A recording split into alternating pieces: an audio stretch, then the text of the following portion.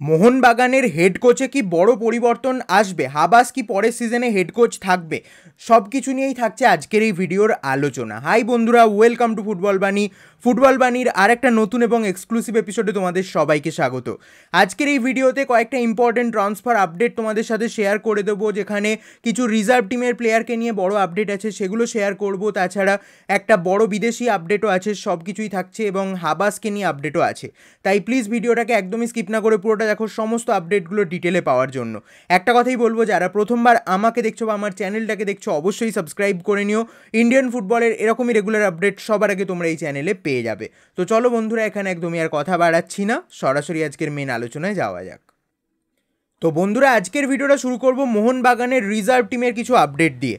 মোহনবাগান কিন্তু FC Goa reserve team থেকে sign করে নিয়েছে 21 বছর বয়সী সেন্টার ব্যাক লিওন ক্যাস্টানহাকে। লিওন ক্যাস্টানহা খুবই ট্যালেন্টেড একজন ফুটবলার, তাকেই কিন্তু এফসি গোয়া রিজার্ভ থেকে তুলে নিয়েছে মোহনবাগান। খুব ভালো একটা সাইনিং। তারপর এফসি গোয়ার রিজার্ভ থেকেই তাদের হেড কোচ, মানে রিজার্ভ টিমের যে হেড কোচ, তাকেও কিন্তু সাইন করে নিয়েছে Mohun Bagan super giant. Deggie Cardozo কিন্তু হতে চলেছে মোহনবাগান সুপার জায়ান্টের রিজার্ভ টিমের হেড কোচ। এর আগে এটিকের সাথেও যুক্ত ছিল এই ডেগি কার্ডোজো, এবার কিন্তু মোহনবাগানের সাথেও যুক্ত হয়ে গেল এই গোয়ান হেড কোচ। অর্থাৎ এই 36 বছর বয়সী কোচকে আমরা মোহনবাগানের রিজার্ভ টিমের কোচিং করাতে দেখতে চলেছি। অন্যদিকে যদি ইস্টবেঙ্গলের কথায় আসি, ইস্টবেঙ্গল কিন্তু একজন ভালো বাঙালি স্ট্রাইকারকে সাইন করে নিয়েছে তাদের রিজার্ভ টিমের জন্য, সুব্রত মুর্মু। এই 21 বছর বয়সী স্ট্রাইকার ইউনাইটেড স্পোর্টস থেকে তার খেলা শুরু করেছিল, তারপর সন্তোষ ট্রফিতে বেঙ্গলের হয়ে খেলেছে, মানে সন্তোষ ট্রফিতে এখানে ওয়েস্ট বেঙ্গল রানার্স আপ হয়েছিল, সেই টিমের অংশ ছিল এই সুব্রত মুর্মু। তাকে কিন্তু 2 বছরের চুক্তিতে ইস্টবেঙ্গল সাইন করে নিয়েছে তাদের রিজার্ভ টিমের জন্য। কয়েকদিন আগের ভিডিওতেই তোমাদের সাথে শেয়ার করেছিলাম যে চেন্নাইন এফসির সাথে একটা লিঙ্ক আপ হয়েছে ব্রাজিলিয়ান অ্যাটাকিং মিডফিল্ডার লুকাস ব্রাম্বিলার। এবার কিন্তু একদম অ্যাডভান্স স্টেজ নেগোসিয়েশন চলছে, যে কোনো মুহূর্তে সাইনিং কমপ্লিট করে ফেলবে চেন্নাইন এফসি এই লুকাস ব্রাম্বিলার সাথে। লুকাস ব্রাম্বিলা তার কেরিয়ারটা বর্তমানে সাইপ্রাটে কাটাচ্ছে। সাইপ্রাটের ক্লাব ওথেলসে খেলছে। ওথেলসের হয়ে এই সিজনে 34টা ম্যাচ খেলেছে, যেখানে 6টা গোল স্কোর করেছে। অ্যাটাকিং মিডফিল্ডার হিসেবে একজন promising attacking midfielder, market value 2.4 CR মতো। কেরিয়ারটা দীর্ঘ কেরিয়ার, অনেক ক্লাবে খেলেছে, ব্রাজিল, গ্রিস, তারপর সাইপ্রাট, কাতার, বুলগেরিয়া, এই সমস্ত দেশের ক্লাবে খেলার অভিজ্ঞতা আছে। তো এই লুকাস ব্রাম্বিলাকেই কিন্তু নিয়ে আসতে চলেছে চেন্নাইন এফসি। একদম অ্যাডভান্স স্টেজ নেগোসিয়েশন চলছে, কয়েকদিন আগের ভিডিওতেই শেয়ার করেছিলাম যে কথাবার্তা শুরু হয়েছে, এখন কিন্তু সাইনিংয়ের পর্যায়ে চলে গেছে। তাই আবারও একবার জানালাম, অফিসিয়াল আপডেট চলে এলে আরও একবার তোমাদের সাথে শেয়ার করে দেবো। তোমরা যারা চেন্নাইয়ের ফ্যান আছো তারা অবশ্যই কমেন্ট সেকশানে জানিও তোমরা কতটা এক্সাইটেড এই লুকাস ব্রাম্বিলাকে দেখার জন্য। এবার আসা যাক অ্যান্টোনিও লোপেজ হাবাসের কথায়। হাবাস, তার বয়স হচ্ছে, তার শারীরিক অবস্থাও কিন্তু খুব একটা ভালো নয়।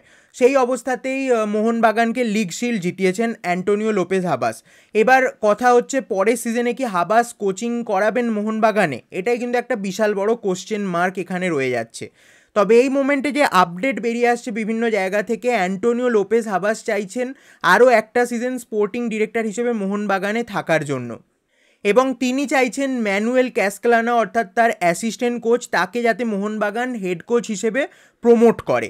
এবার ম্যানুয়েল কাসকেলানা হাবাসের সাথে দীর্ঘদিন ধরে যুক্ত আছে, এবং যখন সুযোগ পেয়েছে মোহনবাগানের কোচিং করানোর, খুব ভালো কাজ কিন্তু করেছে।